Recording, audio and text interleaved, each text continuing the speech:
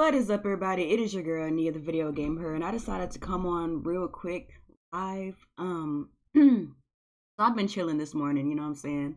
I like literally just got out the bed because I've been chilling, you know what I'm saying, lounging around the house, you know what I'm saying? It's the summertime. So I've been checking my Twitter, you know what I'm saying, kind of see what's popping, what's going on, you feel me? And so I woke up to this. So apparently there's a lot of Nintendo Switch owners that are kind of petitioning in a way to get Dragon Ball FighterZ on the Switch. And apparently a developer, a producer, or somebody who is over the game is saying that so far there is not a Switch version of Dragon Ball FighterZ in development. And it's not because of the lack of power. They're just not bringing it over because I guess they need to see people showing some type of interest in the game. And just to kind of set the tone for this video. So for those of you guys who know me, who watch my videos, you guys know that I'm a multi-console owner. You know, I have a Nintendo Switch, I have a PC, I have a PS4. I used to have an Xbox One, but I traded my Xbox One in so that I could get a Switch since Microsoft started doing the whole Play Anywhere thing. So my PC pretty much acts as my PC and my Xbox at the moment. So when it comes down to like third-party games or games that are not generally on Nintendo, I'm not really hurting for them because I do have other avenues to play said games, but I'm not hurting for them personally. So y'all know my lips be ashy. So this is kind of how I feel about it. I feel that in situations like this, a part of me feels like if you liked a game on Nintendo, you just kind of have to take an L. You know what I'm saying? Like, Nintendo has cultivated such an ecosystem to where third parties have a hard time thriving. And it's not that the Switch can't run a lot of these games because the Switch has the tools and like the developmental things on that end that would allow certain games like this to run on the Switch. And it would probably be comparable to like playing a PC game on like low or medium settings and stuff like that. Like, it's not really that big of a deal these days as far as hardware is concerned. It's just a more so of a situation of, is the install base big enough for one? And is the interest there from the type of people who typically tend to play these types of games? So on Twitter, I basically had this big, huge, long thread that I wrote on Twitter about, this is my personal opinions about third-party games on the Switch. I'm just going to tell you guys what I said on Twitter. So this is the thread that I started. It says, Nintendo Switch's saving grace for third-party games doing well are: 1, it appeals to non-Nintendo fans, and 2, people desire portable versions of these games. So one thing that the Nintendo Switch does have on its side is the fact that it appeals to people who don't tend to reside within the Nintendo ecosystem. So the Nintendo loyals like appeal to things like the Wii and the Wii U, but the people who don't really rock with Nintendo, they could see how the Nintendo Switch itself is an appealing device. I think that's on its side. And also, people actually do desire to play portable versions of third-party games. I did a poll a couple of months ago. I can't find a video. I was looking for the video so that I could reference it in this video. But I made a poll on my Twitter feed, and most of my followers are multi-console owners like me. Some of them might rock with Nintendo. Some of them like Nintendo, but don't really rock with them hard body like a lot of us do. And surprisingly to me, a lot of people who aren't really primarily Nintendo heads said that they would be interested in playing a third-party game portably, even if that means that the Nintendo Switch version might not look like the PS4 or the Xbox One versions, which I feel like that actually kind of surprised me, to be honest. I really wasn't expecting those results from the poll. So apparently this is a thing. People are willing to play a portable version of these games simply for the fact that they could play it on their TV, and they could play it if they leave the house, go to the DMV, and they're waiting, you know, their turn in line and stuff like that. I also say, you know, thing, and this is something that I've always preached on my channel. One thing that I've always said is that if Nintendo wants third-party games to do well on their systems, they have to step outside of the ecosystem that they themselves built. You know what I'm saying? Like, since the Nintendo 64, Nintendo has kind of built like this wall, like this, I said on Twitter, they built a stone wall around their ecosystem where only the loyal fans inside of this wall only care about their first party offerings. And a lot of that is, I know a lot of people rock heavy with Yamauchi. Yamauchi was that guy, don't get it twisted. I was brought and bred in the Yamauchi era.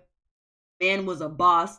But at the same time, he did a lot of stuff that hurt Nintendo. You know what I'm saying? Like, Nintendo came and swooped in the Western gaming market, and they pretty much, you know, kept the console market from dying.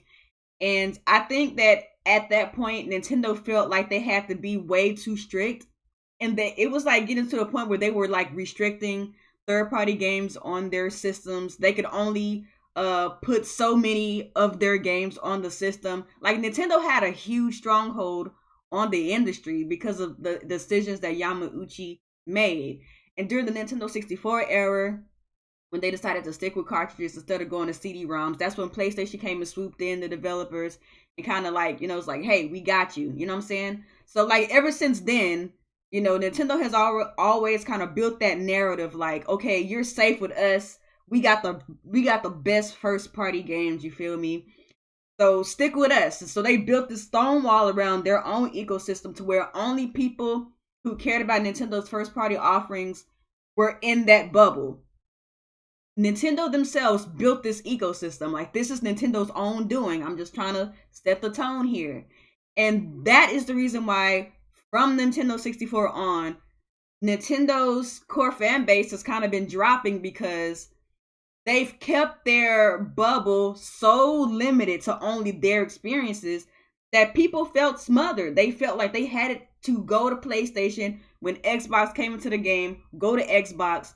They've been losing loyal fans because of the stronghold that they have around their own ecosystem, their own IPs.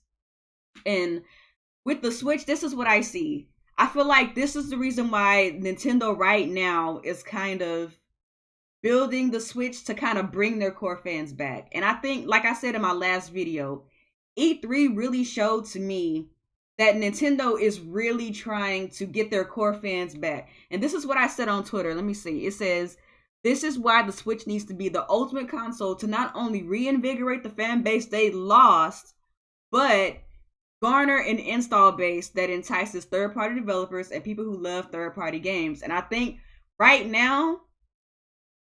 Nintendo right now is trying to get their core fan base back. Now, when I'm talking about core fan base, I'm not talking about people who had a Wii but didn't have a Wii U. I'm talking about the core fan base that rocked with Nintendo in the GameCube and prior, and people who felt disappointed by the Wii and the Wii U, but like stuck to like the 3DS, the DS, the Game Boy Advance, all of that instead, because people forget that Nintendo has a whole entire other ecosystem. Like, Nintendo's fan base is not just their home consoles. There's a lot of people who love Nintendo games that haven't rocked with Nintendo since the GameCube or the Wii, but they've stayed on their Game Boy Advance. They stayed on their DS. They stayed on their 3DS. That's what I'm talking about. When I talk about Nintendo's core fans, I'm talking about those people. And I said this on Twitter, you know, the people who love Nintendo but got tired of living in this limited ecosystem that they built since the Nintendo 64, you know, they decided to go to Nintendo's handhelds instead, because even though Nintendo's handhelds was still obviously a big part of Nintendo's handhelds was also their first party games, they also had other offerings than just Nintendo's games. Like, the DS had a ton of third party games. The 3DS not so much, but it still has a more diverse library of games than even the Wii U. You know what I'm saying? So, like, in my opinion, like I said on Twitter, generally speaking, and this is just a very general, broad statement, Nintendo's handheld fan base has always been way more diverse in their taste in games than the typical gamers that you see on their home consoles. That's a general statement, but I wholeheartedly believe that is the case.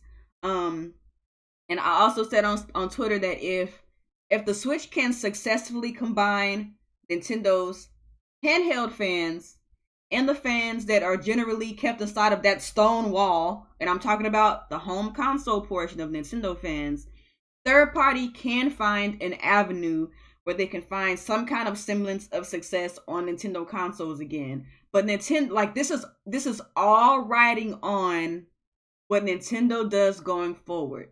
Like I said in my video from yesterday, Nintendo Switch's first party lineup for this year is crazy. And they're setting up next year to be good as well. You know what I'm saying? We know Metroid's coming. We know a core Pokemon game is coming. I don't know if they're coming next year. They probably won't come next year. But we know they're coming, right? If Nintendo can combine these people right here, if Nintendo can combine these people and truly combine their core fans with these people being the ones with the diverse taste, in my opinion, I'm sorry, the handheld Nintendo portion of Nintendo's fan base has more diverse taste. If they can convince these people to come over to this, they're good. I wholeheartedly believe that. Now, I don't think that, like, if third-party developers see the install base going up, they see that the install base does desire more diverse type of games that aren't normally seen on Nintendo's home consoles. I think that it might not, the games might not sell as much as like the Xbox versions or the PlayStation versions, but I think that they will see enough sales to warrant a port. That's my personal opinion. This is my theory. If Nintendo can successfully combine their handheld users and their home console users, they are Gucci. That's just how I feel.